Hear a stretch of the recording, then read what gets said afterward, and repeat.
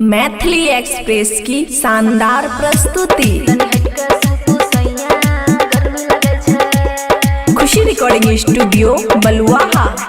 बुझे नहीं मजबूरी छै, सहे नहीं तनको दूरी छै, कितनो हम समझियो तोरा हरदम उ जरूरी छै।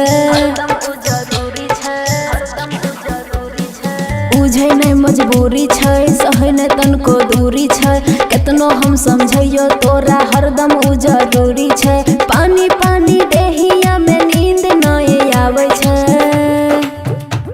तनी हट के सुतू,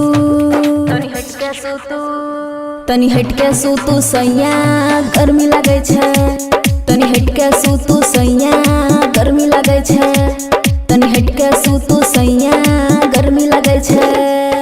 DJ good Madhubani, DJ good Madhubani, तनी हट के सुतू सैया गर्मी लगे छै, तनी हट के सुतू सैया गर्मी लगे छै। मिक्स बाय अमन अक्के। कूलर के हवा कितनो लागे तनको नहीं सोहावे, हीटर जेना गरम जवानी कबो नहीं ठंडावे।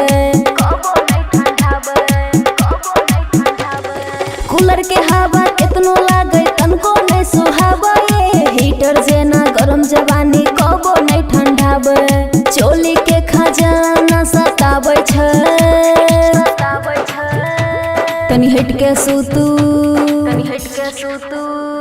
तनी हट के सुतू सैया गर्मी लगे छै, तनी हट के सुतू सैया गर्मी लगे छै, तनी हट के सुतू सैया गर्मी लगे छै। DJ good Madhubani, DJ good Madhubani, तनी हट के सुतू सैया गर्मी लगे छै, तनी हट के सुतू सैया गर्मी लगे छै। खुशी रिकॉर्डिंग स्टूडियो बलुआहा। राइटर सुमित साजन तोरा कितना हम बतैयो, ऊपर वाला पानी नीचा कितना हम समझैयो, राइटर सुमित साजन तोरा कितना हम बतैयो, ऊपर वाला पानी नीचा कितना हम समझैयो। दाया तोरा किया नहीं आवे छ, तनी हट के सुतू, तनी हट के सुतू सैया गर्मी लगे छै, तनी हट के सुतू सैया गर्मी लगे छै, तनी हट के सुतू सैया गर्मी लगे छै।